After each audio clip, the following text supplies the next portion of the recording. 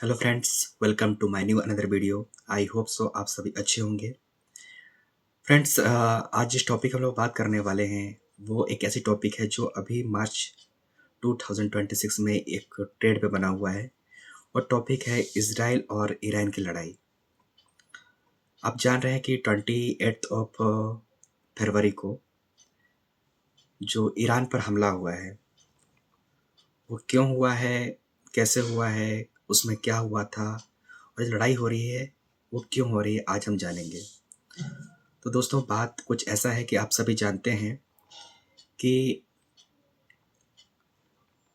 Israel जो है वो भौगोलिक स्थिति में चारों ओर से अपने दुश्मनों से घिरा हुआ है, जहां वो एक नहीं, दो नहीं, बल्कि कई देशों से एक साथ लड़ाई करता आया है।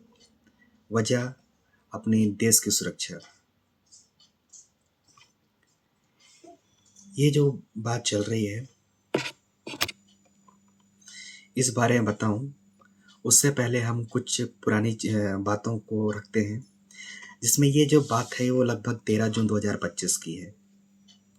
13 जून 2025 को अमेरिका को एक जानकारी मिलती है, जिसमें उसको ये जानकारी मिलती है कि ईरान जो है वो अपने परमाणु प्रोग्राम पे काम कर रहा है। और इस चीज़ को रोकने के लिए ईरान को अमेरिका कई बार समझाने की कोशिश करता है, लेकिन ईरान इस बात को हमेशा से मानने से इनकार किया है कि मैं ये परमाणु बम नहीं बनाऊंगा। इज़राइल को हमेशा से खतरा है कि जिस दिन ईरान अपने परमाणु प्रोग्राम में सफल हो जाएगा, उस दिन ईरान किसी भी समय इज़राइल पर अपना परमाणु हमला कर सकता है।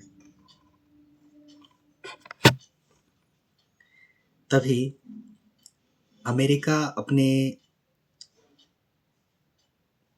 जो दोस्त हैं इज़राइल, उससे बात करता है कि आप ईरान के सभी प्रकार के गतिविधियों को पूरी तरह से पता कीजिए कि उसके जो डिफेंस मिनिस्टर हैं, चीफ हैं, और जो उनके सर्वोच्च जो नेता हैं आयत उल्लाह खान, ये कब है, किस जगह, कहाँ रहते हैं। तब उनको CIA ने, जो कि इजरायली खुफिया एजेंसी है, अमेरिका को जानकारी देता है। तब अमेरिका के प्रेसिडेंट डोनाल्ड ट्रंप इस चीज़ को ऑफिशियली ये बताते हैं ट्वीट के जरिए कि हमें मालूम है कि आपके जो डिफेंस मिनिस्टर हैं और आयत उल्लाह खान, जो कि ईरान के बड़े नेता हैं, सर्वोच्च नेता हैं, वो कहाँ है और हम उसको जब चाहें, जहाँ चाहें, जैसे चाहें मार सकते हैं। लेकिन इस चीज़ के लिए ईरान हमेशा से कहता आ रहा है कि आप हमारे बारे में कुछ नहीं जानते हैं, आप हमारा कुछ नहीं कर सकते। तभी इज़राइल पता करता है कि क्यों ना हम इन डिफेंस मिनिस्टर को, जो कि परमाणु बम परीक्षण करने वाले हैं, उनको मार दिया जाए। तो इसकी जानकारी वो अमेरिका को देता है। तभी अमेरिका इस चीज़ के लिए मना कर देता है कि नहीं, ये आयत उल्लाह खान जो हैं वो धार्मिक रूप से और पॉलिटिक रूप से दोनों में बहुत एक्टिव रहते हैं, और उनको मारना एक बहुत बड़ी बात हो जाएगी, बहुत बड़ा पॉलिटिकल इशू हो जाएगा। पूरी दुनिया में ये चीज़ें फैल जाएगी, जिससे हम लोग को बहुत नुकसान हो सकता है। तो अमेरिका इजराइल को मना कर देता है कि अभी ऐसा मारपीट नहीं करना है। तो ये चीज़ें रुक जाती है। उसके बाद ईरान जो है अपने परमाणु कार्यक्रम चलाने लगता है, लेकिन अमेरिका इस बात को लेके बहुत केयरफुल था कि कहीं ये ईरान परमाणु परीक्षण ना कर दे। तो इसके लिए वो एक मीटिंग रखता है। मीटिंग में अमेरिका की ओर से 2 लोग, बिटकॉप और जो अमेरिका के प्रेसिडेंट हैं डोनाल्ड ट्रंप, उनके दामाद जो हैं, उनको भेजता है 20 फरवरी 2026 को कि जाइए और आप ईरान के जो डिफेंस मिनिस्टर है उनसे बात कीजिए। ये लोग जब वहाँ जाते हैं और बात करते हैं। और बात करने का जो जगह बताया गया वो रखा गया जिनेवा में। जिनेवा में मीटिंग रखा गया 27 फरवरी को। और उस 27 फरवरी को जो इन दोनों की समीक्षा के लिए जो एक बोलना चाहिए कि एक जज रखा गया, वो ओमान देश के वर्द अल हुसैन को रखा गया कि इन दोनों के बीच में मध्यस्थता कर सकूं, दोनों को समझा सकूं। जब मीटिंग शुरू होने के बाद 27 फरवरी को इजराइल के कोई नहीं थे, बल्कि ईरान और अमेरिका के दो दो प्रतिनिधि वहाँ पे साथ थे, और ओमान के मध्यस्थ वर्द अल हुसैन जी जो कि मध्यस्थता कर रहे थे। तभी इन दोनों की मीटिंग जब होती है, सुबह से शाम हो जाती है, और ओमान के जो वर्द अल हुसैन जो थे वो इस नतीजे पहुंचते हैं कि अमेरिका जो कहता है कि आप अपने परमाणु प्रोग्राम को रोक दीजिए, ईरान बोलता है कि मैं नहीं रोक सकता। और इस बात को ओमान के वर्द अल हुसैन समझ जाते हैं कि इस मीटिंग का किसी प्रकार का कोई भी रिजल्ट नहीं निकलेगा। जिनेवा की ये मीटिंग के बाद दोनों ही देशों के जो राजदूत थे, जो लोग थे, वो अपने अपनी जगह लौट जाते हैं। अमेरिका के जो राजदूत थे वो लौट जाते हैं, ईरान के जो राजदूत थे वो लौट जाते हैं। लेकिन ओमान के अर्द अल हुसैन जो थे, उनको मालूम था कि अमेरिका के प्रेसिडेंट डोनाल्ड ट्रंप को ना सुनने की आदत नहीं है, इसलिए वो सीधे जिनेवा से सीधे पहुंच जाते हैं वाशिंगटन। वर्द अल हुसैन वाशिंगटन जाकर अमेरिका के प्रेसिडेंट से बात करते हैं कि अभी भी हम बात को समझा सकते हैं, सुलझा सकते हैं दोनों देशों को। लेकिन डोनाल्ड ट्रंप इस चीज़ को मानने से इनकार कर देते हैं। वो कहते हैं कि हमें जितना समझाना था हम समझा चुके, लेकिन ईरान नहीं मानेगा। उसके बाद में अमेरिका ने इजराइल को बुलाया, इजराइल से बातें की, और बातें करने के बाद अमेरिका ने इजराइल के CIA को और अपने मोसाद को एक साथ बुलाकर ये मीटिंग किया, और इजराइल से ये कहा कि आप इजराइल के मिनिस्टर, डिफेंस मिनिस्टर, उनके जितने पॉलिटिकल मिनिस्टर थे, सबको आप सैटेलाइट के जरिए ट्रेस करेंगे कि वो कब किस समय कहाँ रहते हैं और आने वाले समय में उनका क्या प्रोग्राम है। तब CIA ने ये जानकारी दी कि आने वाले 28 फरवरी को ईरान की राजधानी तेहरान में एक मीटिंग होने वाली है। वो मीटिंग में वो लोग परमाणु प्रोग्राम के बारे में बात करने वाले हैं, और जल्दी जल्दी वो परमाणु प्रोग्राम को बहुत जल्द स्टार्ट कर देंगे। तभी अमेरिका इस बात को लेके श्योर नहीं होता है कि ये सच है कि नहीं है, तो CIA से फिर से बोलता है कि आप इस चीज़ के बारे में फिर से एक बार अच्छे से पता कीजिए। तब वो सैटेलाइट को एक जगह फिक्स कर देते हैं और देखते हैं कि तेहरान की जो बिल्डिंग थी उसमें कुछ मिनिस्टर की गाड़ियाँ आना जाना शुरू होता है।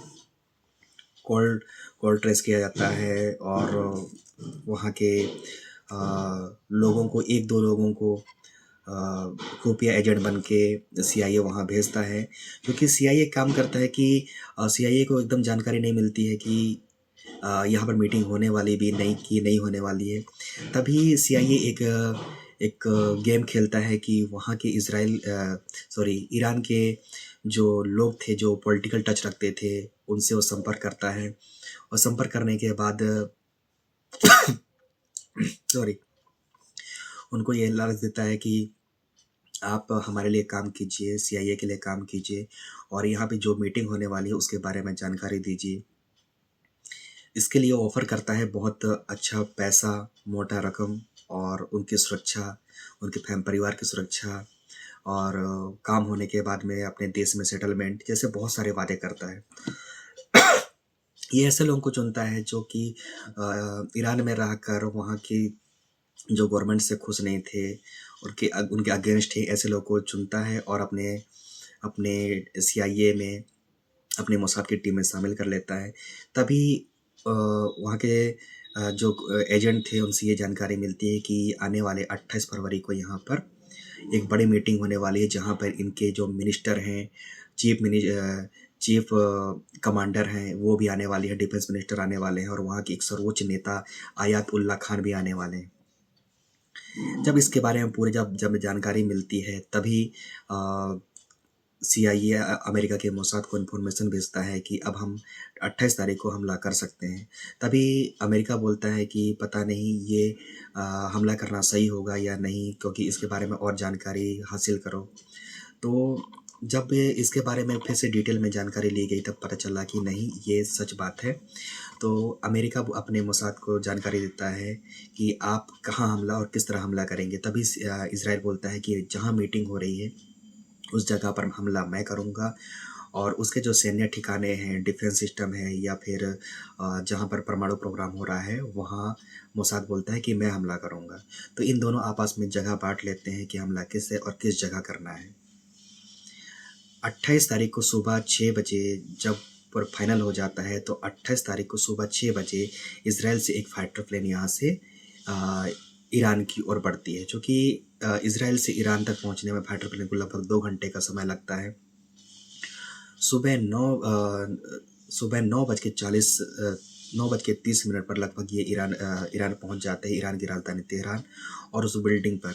और वहाँ पर एक निरीक्षण किया जाता है कि कौन कहाँ है। तभी उनको जानकारी मिलती है कि जिस बिल्डिंग पर मीटिंग होने वाली है उस बिल्डिंग के पड़ोस में रहने वाली 2 बिल्डिंग में इन दोनों की फैमिली स्टे की हुई है। और वो बिल्डिंग ऐसी थी कि 5 मंजिल नीचे तक उनको जाने का परमिशन दिया जाता है, जो उनके रहने का परमिशन दिया जाता है उनकी फैमिली को कि वो उस बिल्डिंग के 5 मंजिल नीचे चले जाएं जहां पर वो सुरक्षित रह सके। लेकिन इज़राइल का जो मिसाइल था बोलना चाहिए, मिसाइल हमला की जो किया गया, वो हमला ऐसा था कि वो ज़मीन के 200 मीटर अंदर तक सब कुछ तहस-नहस कर सकता है। तो बचने का सवाल ही पैदा नहीं था और 5 मंजिल जाने का कोई फ़ायदा ही नहीं था। तभी अमेरिका और इज़राइल एक कॉल पे बात करते हैं, फ़ोन पे बात करते हैं और उन लोग एक जो बिल्डिंग पर हमला होने वाला था, मीटिंग स्टार्ट होने वाली थी, वहाँ पता किया गया कि क्या सभी मिनिस्टर वहाँ से पहुँच चुके हैं। तब उनको जानकारी मिला कि हाँ, वहाँ पहुँच चुके हैं।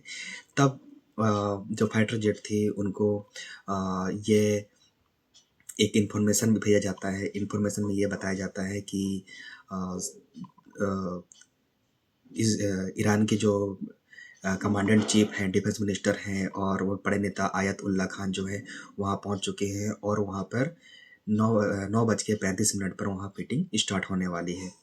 तो जो सीआईए के जो एजेंसी ने इज़राइल को कमांड किया और बोला कि आप हमला करने के तैयार हो जाइए। और हमला करने के लिए उन्होंने अपने एक डिस्टेंस नापा कि कितनी दूर से हमला करूँगा तो कितना डिस्ट्रॉय होगा और मारने के बाद मैं वहाँ से वापस भी आ सकूँ, क्योंकि अगर वो अंदर ज़्यादा घुस जाएंगे तो उनको भी खतरा हो सकता था, उनके ऊपर भी अटैक हो सकता था। ऐसा कभी इतिहास में कभी ऐसा नहीं हुआ कि इज़राइल ने कभी भी किसी देशों पर दिन में हमला किया हो, सुबह हमला किया हो। इज़राइल हमेशा किसी भी देश पर जब हमला करता था तो नाइट के टाइम पर हमला करता था, रात के अंधेरे में हमला करता था।